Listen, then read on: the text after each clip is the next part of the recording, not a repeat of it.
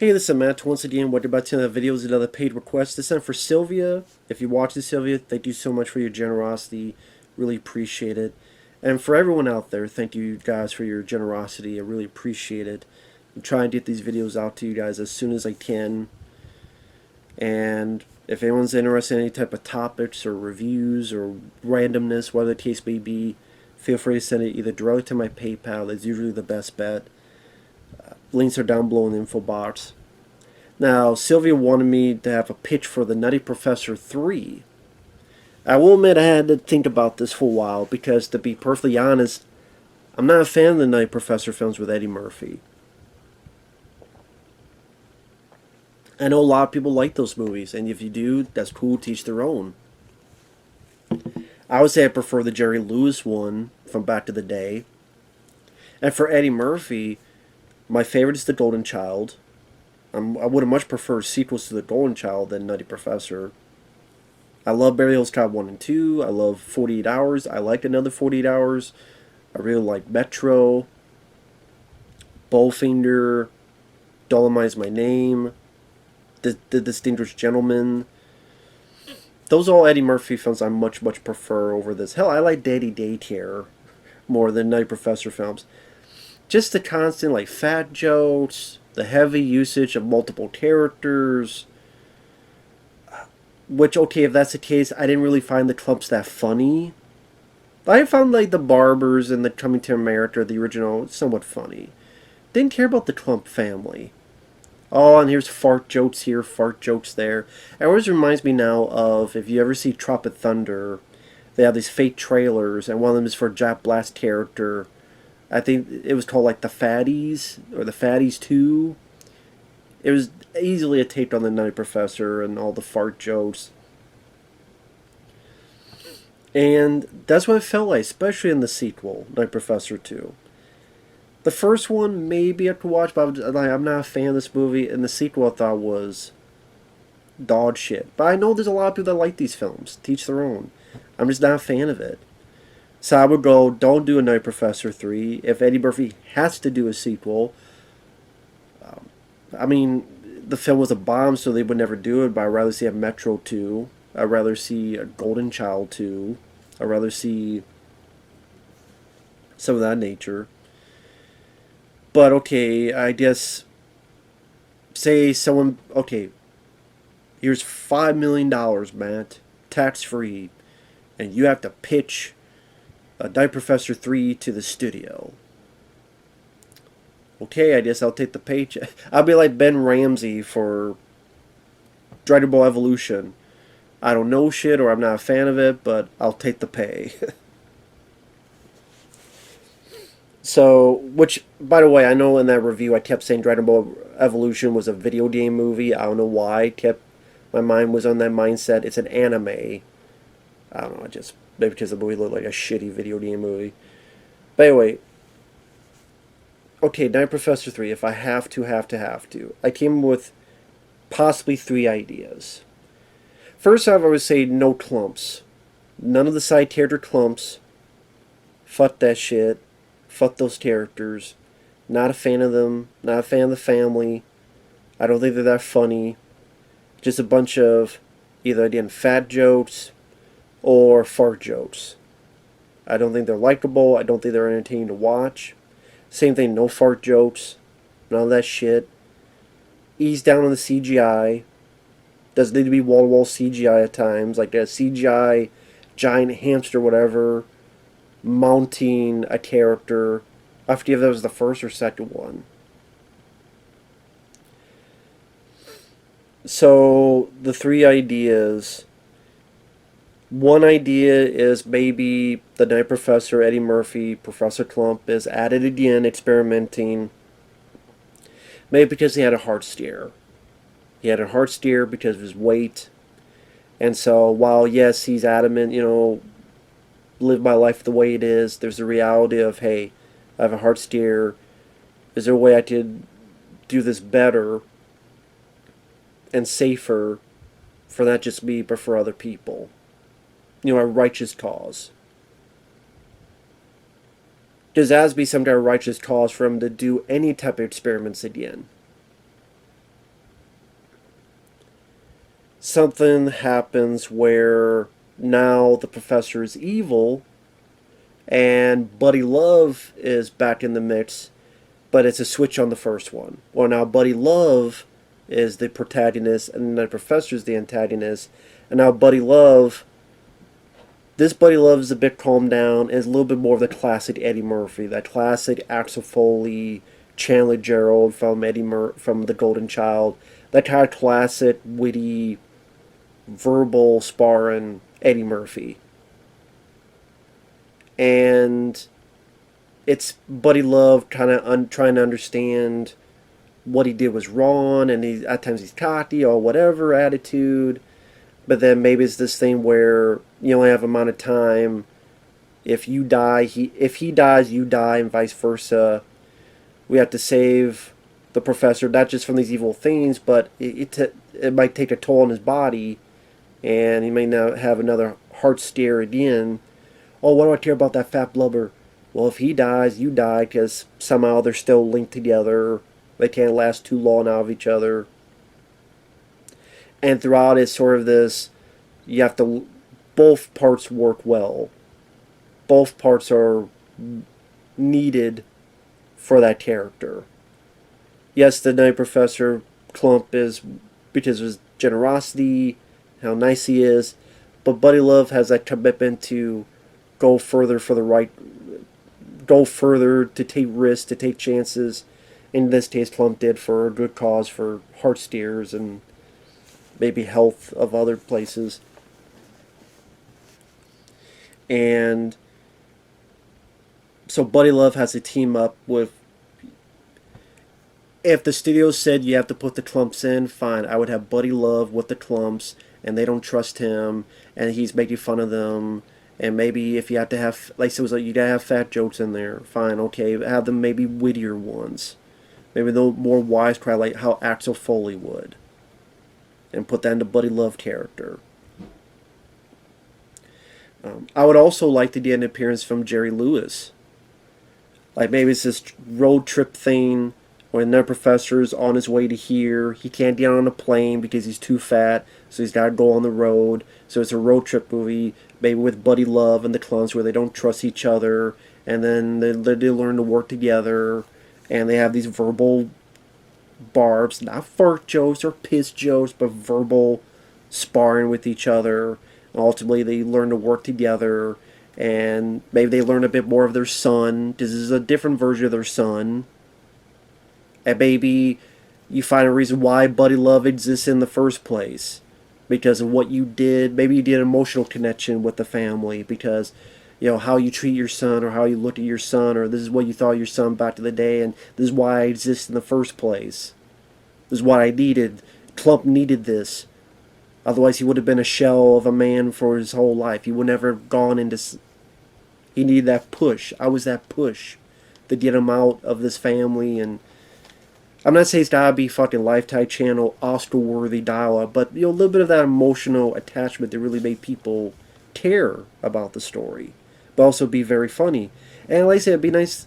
Okay, maybe we need someone to fix this. Is there another nutty professor in the house, in the country?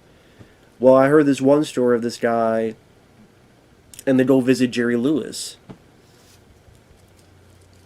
Now, I know Jerry Lewis was not a fan of The Nutty Professor with Eddie Murphy, but maybe he worked on the script. It'd be nice to have Eddie Murphy and Jerry Lewis, and maybe somehow work where that movie exists in the same...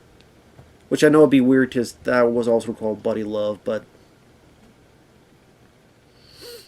maybe somehow a version of his character exists in this universe. So you have Jerry Lewis as a Nutty Professor helping Eddie Murphy out, Buddy Love out. And maybe this would be like Buddy Love's redemption arc, as well as the family learning to respect their son more, because they view their son now for what Buddy Love... Sherman Clump would never say this, because he's too nice, but Buddy Love's going to say this and tell the harsh truth, but in, you know, funny ways, of how the son feels about the family and how they treat him and all this. And then by the end, they stopped in the Sherman, and they realize, hey, you need both. It's not just one or the other. Sherman, you're the nice, kind guy, generosity, but Buddy Love will give you that bump, that push, and in a way they make amends. Because you think of this as the final part of this trilogy, and then maybe afterward it's, okay, he wants to get him better, not for, oh, I don't want to be made fun of, but just for health reasons. Because that is a point as to why you get healthy and you slim down. It's not just, well, these people will make fun of me. It's because it will, if you don't, your health will get fucked up. So it's like, you know what, I am going to slim down. I'm going to be a bit healthier. And maybe as you know, everybody gets a bit slimmer and healthier. Maybe you can play around with that. Maybe you can make fun of how some other programs try to make people fit and they're goofy as shit. Until you get to the more sincere one. You want to do it so your body will last longer, so you'll live a longer life. And maybe like the girl who likes Sherman is like, I don't care about you look. He's like, it's not about that. I know that you don't care about the way I look. But I care because if we're going to have a child or one day, I want to live long enough to see him go to college. I want to see him, I want to be around long enough to see him get his first job. And that's why I need to do this. And so maybe the girlfriend, whether it's, you get the girl from the first movie, or you get Janet Jackson from the second movie, whoever you get. Although, yes, I think it was Jada Pinkett in the first, but this is before. Probably wouldn't get her now, but depends when this movie was made. That's another thing. Depends when this movie was made. If it was made now, you can't, because Jerry Lewis passed away, so I couldn't get him. If this movie was made like 3 years after the second one, because the second one was 2000, it will also depend when this movie was made. Today, I think everyone's too old to do this today. If this pitch was for, again, 2002, 2003, there you go. The second pitch is maybe the experiment is maybe the clones of Sherman Klump. Because Eddie Murphy will want to play different characters. So here's some way of playing different characters, but they're different versions of Sherman. So you get Buddy Love in there. But I don't know, maybe they're versions like Eddie Murphy would do an SNL. These different characters. Maybe it could be even some of his characters from SNL. Maybe you have a Buckwheat or a Mr. Rogers' Neighborhood kind of character. I don't know. Maybe Sherman and Buddy have to be on an unlikely team to put the genie back in the box of these clones and find these clones before they wreak havoc and get them back. And Buddy's like, what's in it for me? And maybe Buddy thinks he don't get some reward or get some time out in the sun, or maybe they're working on a formula where we could both live our lives. Or a third idea is to go meta. Go the Wes Craven's New Nightmare route, but comedy version. Eddie Murphy stars as himself, and he's making Night Professor 3, and you could pull a lot of jokes out of, oh, why you make it a third film? Is it going to be better than Beverly Hills Cop 3? You could put jokes about Eddie's career, sequel light is the world really ready for a third film? How people view these films? How many fart jokes are in here? Have you counted how many fart jokes? Like, maybe play to how the movie system is on making comedies and making sequels, and maybe you could pull in insider jokes about how higher-ups look at these sequels and look at these comedies and the weird demands they have that you would never believe, but the truth is stranger than fiction.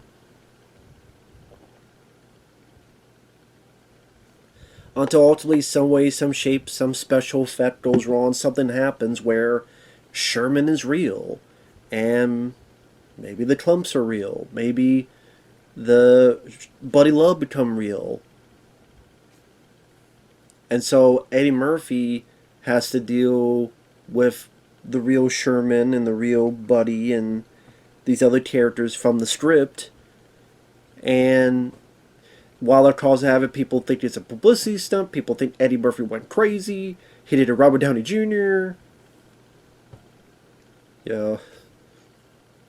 They don't put me in jail like Robert Downey Jr. Like, so maybe it's like the real Eddie dealing with Sherman and wait, I'm fake. Like, maybe like Eddie's comedic version of Last Action Hero. I don't know. I mean that type of meta could be potentially interesting to see how Eddie would play off it with that meta, the making of movies, how he is behind the scenes, all that jazz, how movies are made, let alone comedies, how this would work in the real world, these type of characters, and this is how people would react in the real world compared to how it is in the script.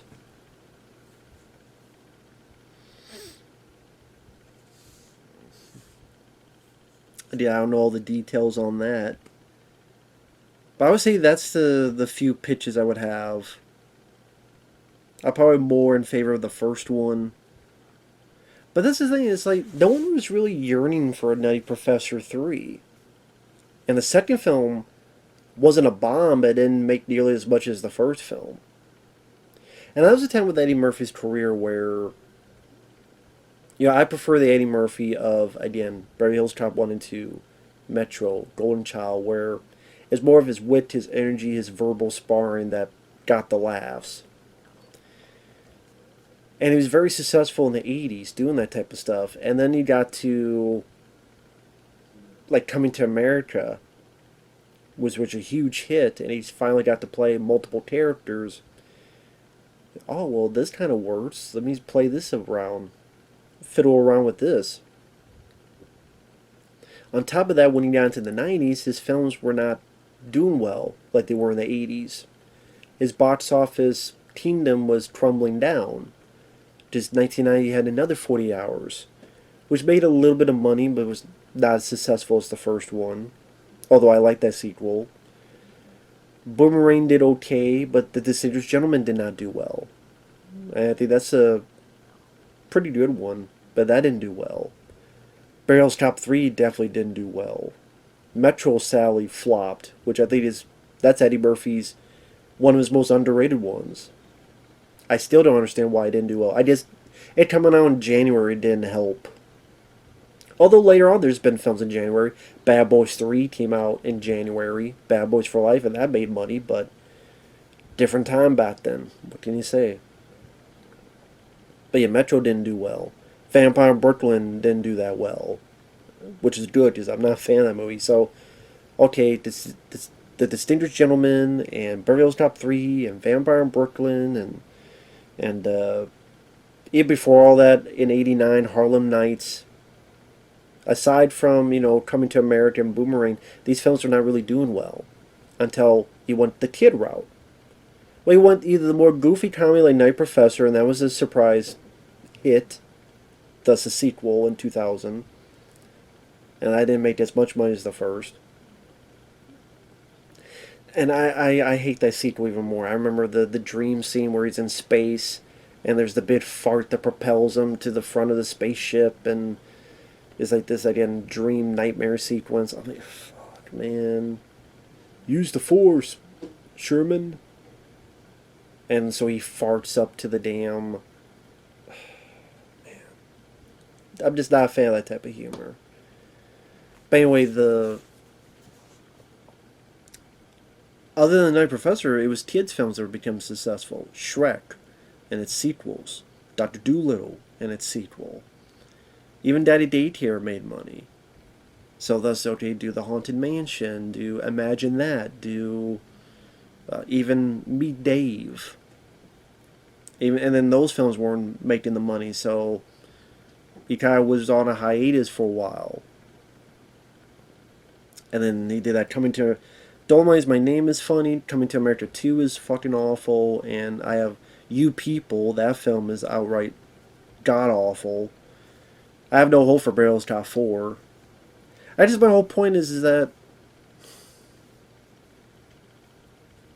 like, Night Professor 3 today, I don't think anyone would give a flying fuck to see that movie. And even like after Night Professor 2, I don't know if there'd be that much of a big desire of an audience to see the movie. So I'd be like, I think you guys are going up a hill to try to get this made. Like, I don't know if there's going to be a big audience for this. Okay, here's one of these pitches. You don't like any of them, find your own. Just what else can you do with the Night Professor? How many more experiments can he screw up? How many more times can Buddy Love come into play? And then, like, what else? Like, that's what was tough for me. Like, what else could be done with that character? With the story? I mean, you just say, like, the second film, it was, okay, try to have more of the clumps. I mean, they're even on the poster, they're on the title of the clumps. I think people really got tired of them in that movie. At least some of them.